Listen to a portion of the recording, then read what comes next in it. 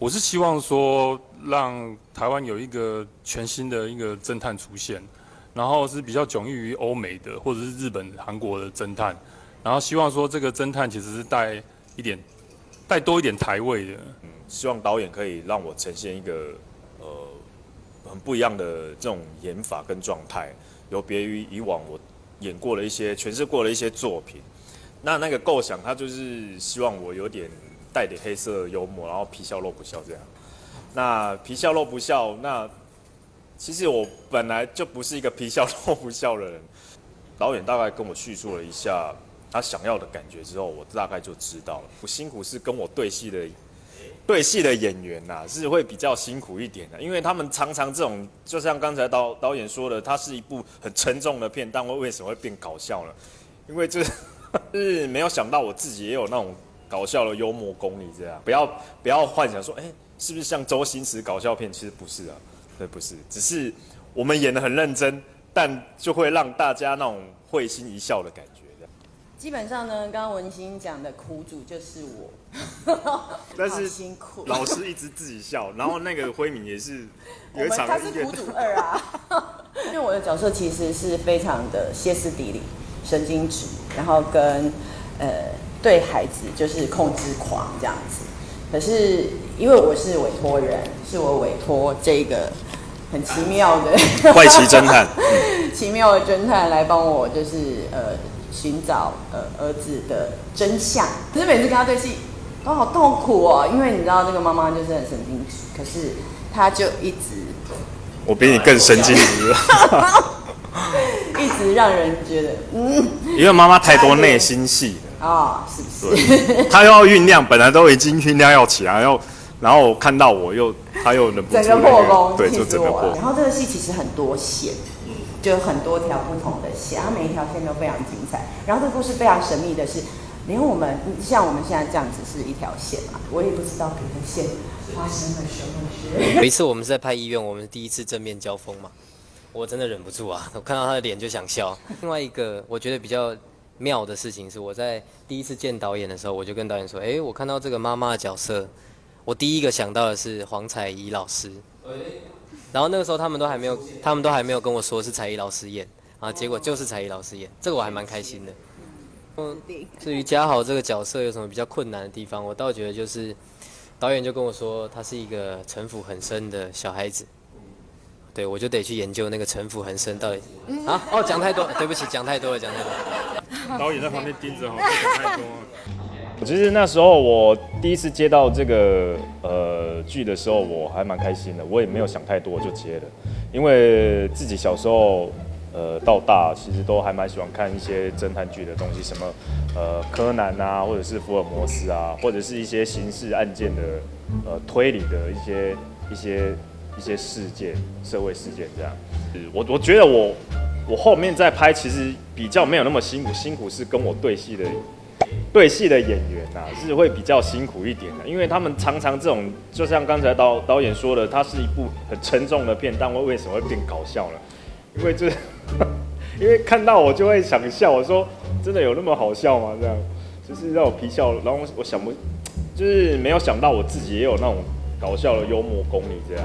基本上呢，刚刚文心讲的苦主就是我，就是要维持住自己的角色状态，可是还要不被他弄笑这件事情。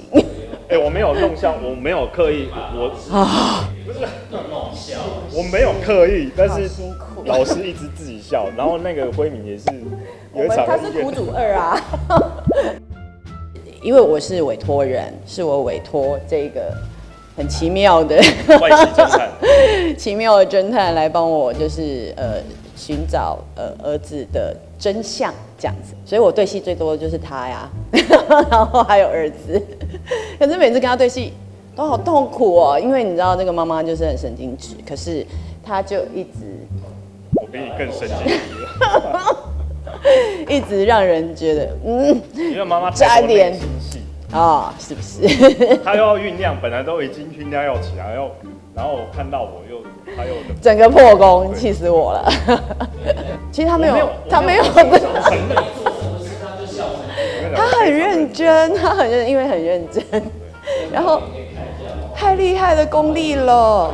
我在现场的时候，其实我跟文兴哥比较没有那么多正面交锋的戏，但是我就是在现场，我就当一个观察的角色，你就会看到他有很多很好笑的东西。到了有一次我们是在拍医院，我们第一次正面交锋嘛，我真的忍不住啊，我看到他的脸就想笑，他会非常认真的跟你讲一件事情。这很难解释，太难解释，真的很难解释，真的很难解释。至于嘉豪这个角色有什么比较困难的地方，我倒觉得就是导演就跟我说，他是一个城府很深的小孩子。对，我就得去研究那个城府很深到底啊哦，讲太多了，对不起，讲太多了。好，那就先这样啊。金云这个角色呢，也是一个不可以破梗的角色。谢谢。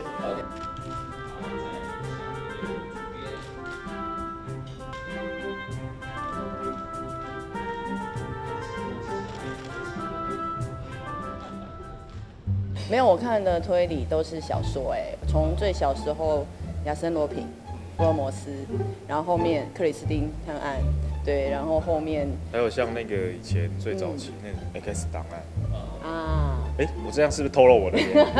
好像不怎么重。我就从小到大，对，都一直有接触这样的东西，所以其实刚一开始碰到这个故事，其实真的超兴奋的。台湾这样的题材真的不多，是，而且最重要是就是比较搞笑啦，就是不会那么跟大家以往对那个侦探的既定印象是不太一样的啊，因为大家对侦探既定印象，连我啦，或者看过了每一个剧，其实都是会比较敏锐，然后比较沉稳，然后比较眼光就是那种。眼睛就是那种发亮的感觉，就是随时每个细节都注意的非常的到位，这样。可是我觉得张军健这个侦探就是看起来非常的两光，就非常的鸟，然后又常常自己活在自己的自我世界里面，然后时不时就有一些很奇奇怪怪的动作，这样，那让大家就觉得这个人到底是侦探还是神经病这样。那反正就是我觉得是一个很不一样的侦探，那也期待大家可以拭目以待，看到了就会知道，就觉得说哇，真的是一个很奇怪的侦探。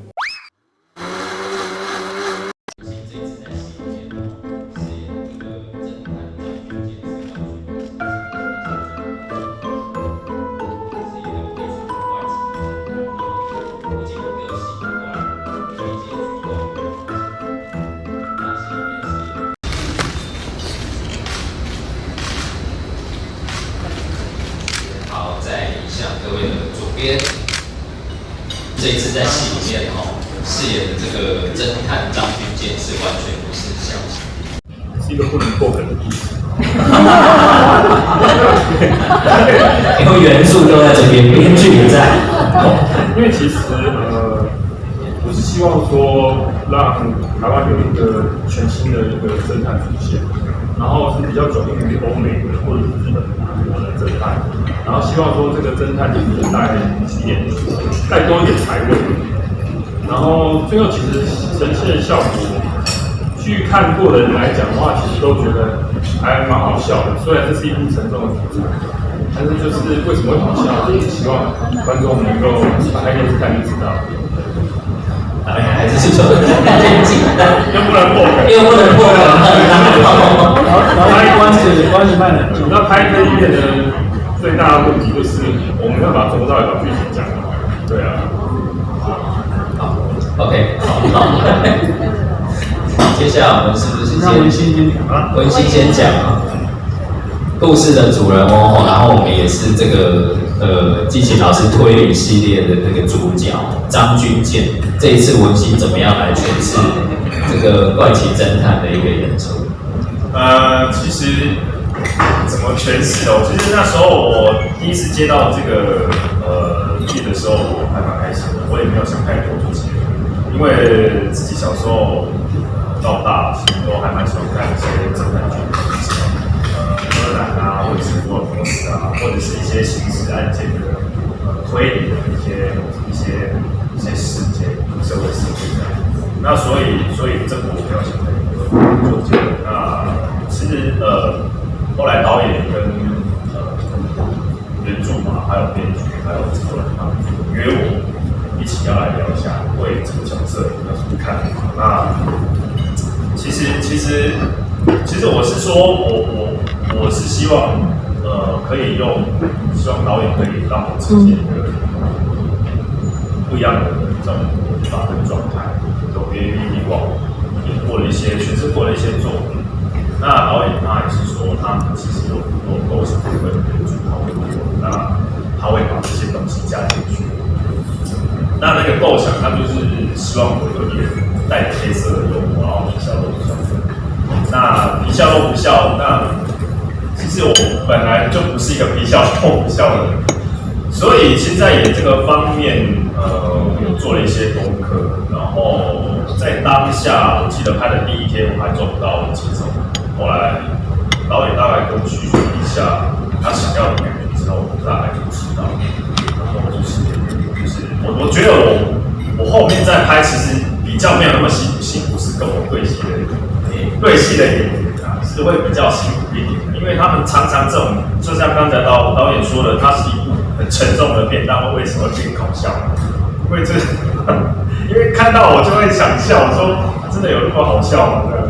就是让我皮笑，然后我想，就是没有想到我自己也有那种搞笑的幽默功力这样，所以之后其实我自己都也没有看过这个戏啊，所以我自己也蛮期待的。我有看过一些预告，还有花絮的片，那我觉得应该是会非常非常的好笑，然后在这个案件当中又可以让大家觉得不会太沉闷这样。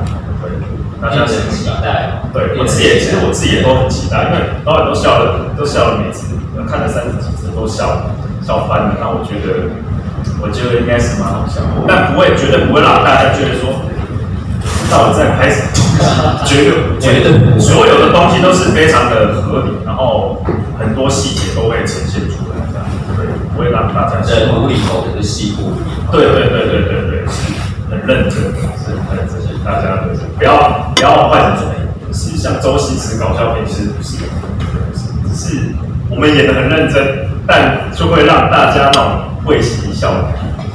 对，谢谢。令人期待的张军健，不一样的黄文信。好，接下来请我们的彩姐。基本上呢，刚刚文心讲的苦主就是我，因为哪样的苦主？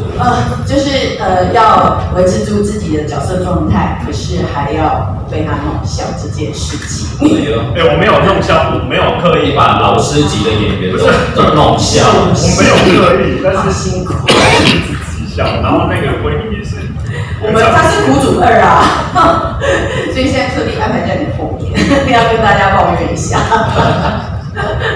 没有，真的是，我觉得真的是太大的挑战，谢谢文心。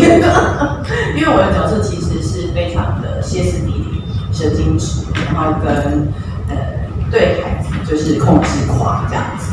可是因为我是委托人，是我委托这个很奇妙的奇妙的侦探来帮我，就是寻找儿子的真相这样子。对，是这样的故事的开展。然后，所以我对戏最多的就是他呀，然后还有儿子。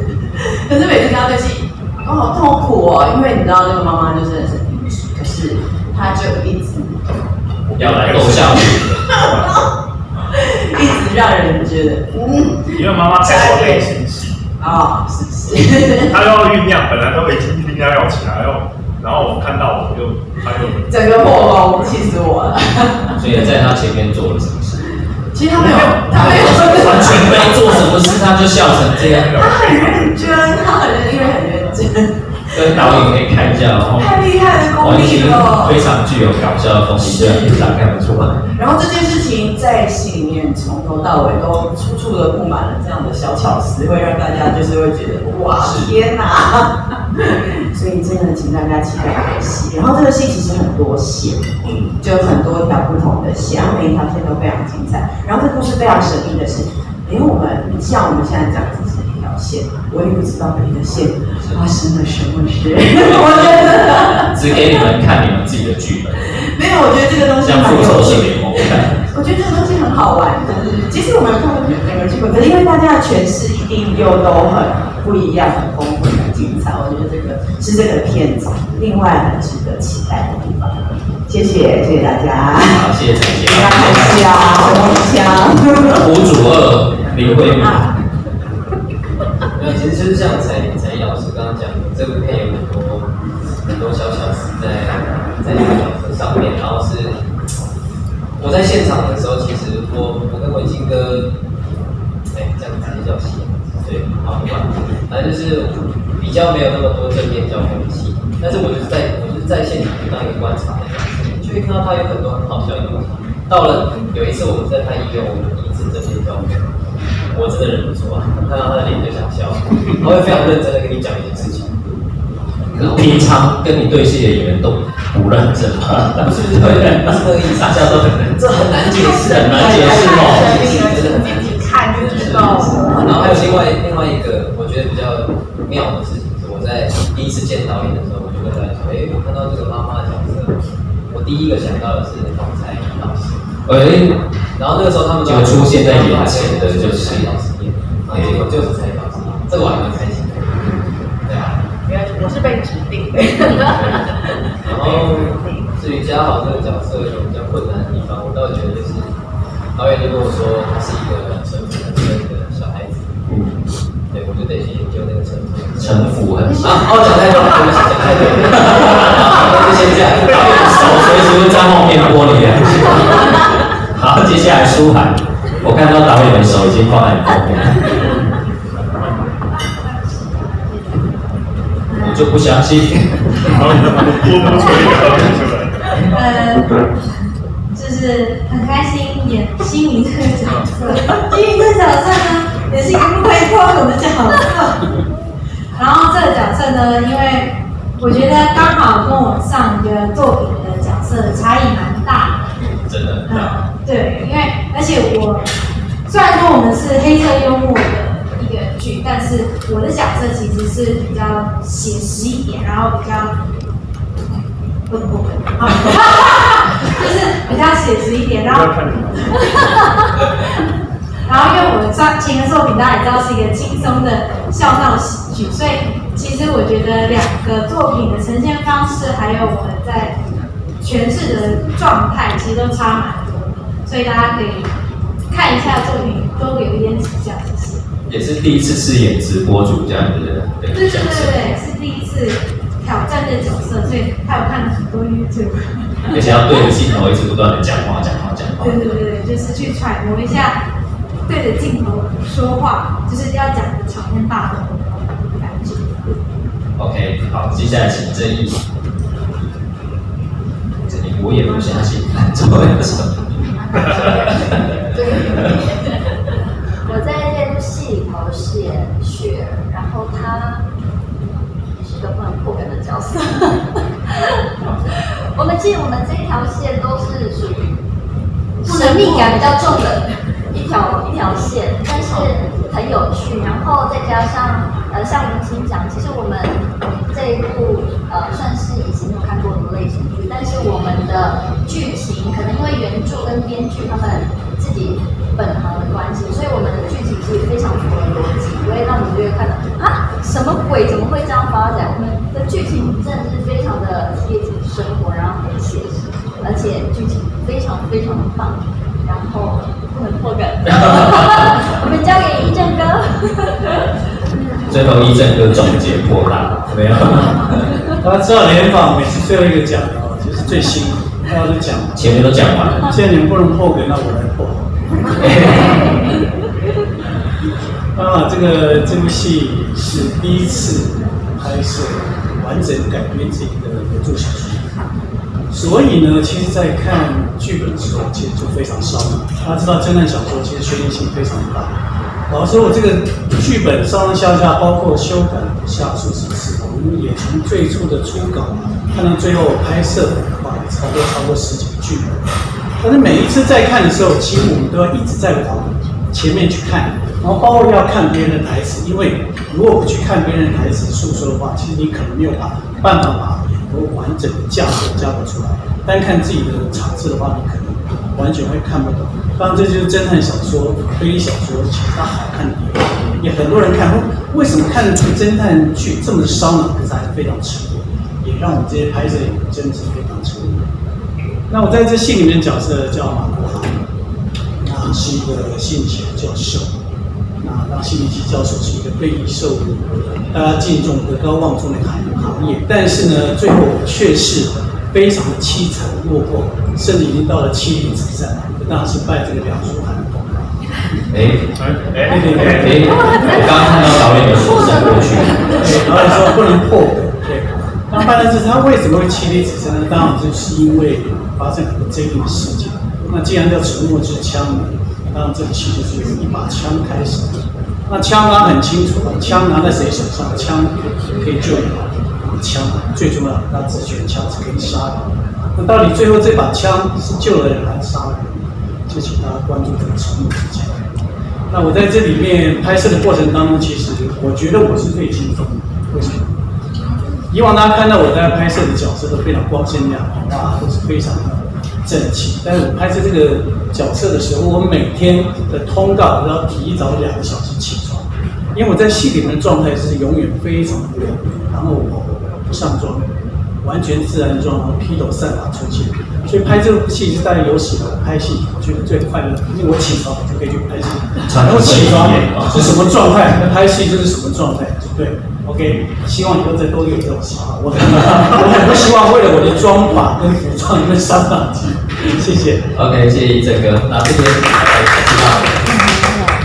就是刚才文心还有分享，他私下喜欢去看侦探片。那其他演员，那你们私下也喜欢看侦探片吗？那公开的时候看侦探片。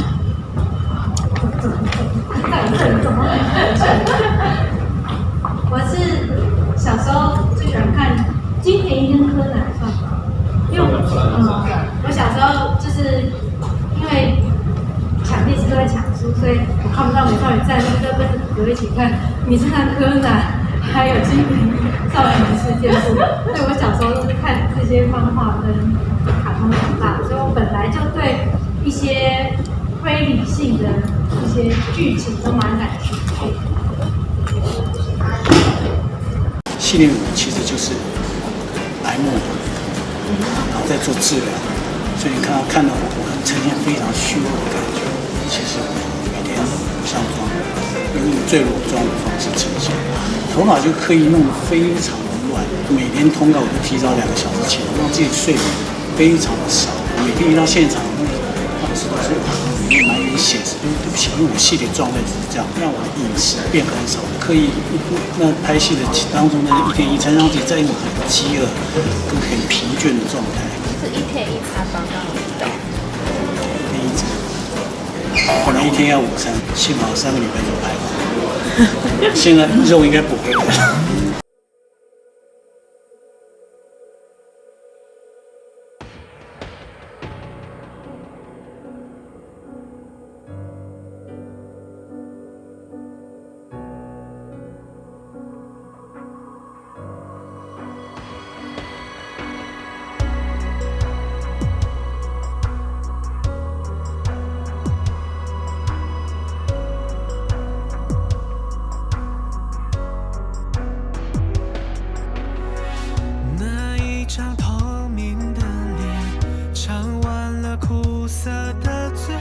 双手在黑白琴键上互相作配，这世界那么颓废，才会让城市崩溃。戴上面具，跟自己作对，在这片深邃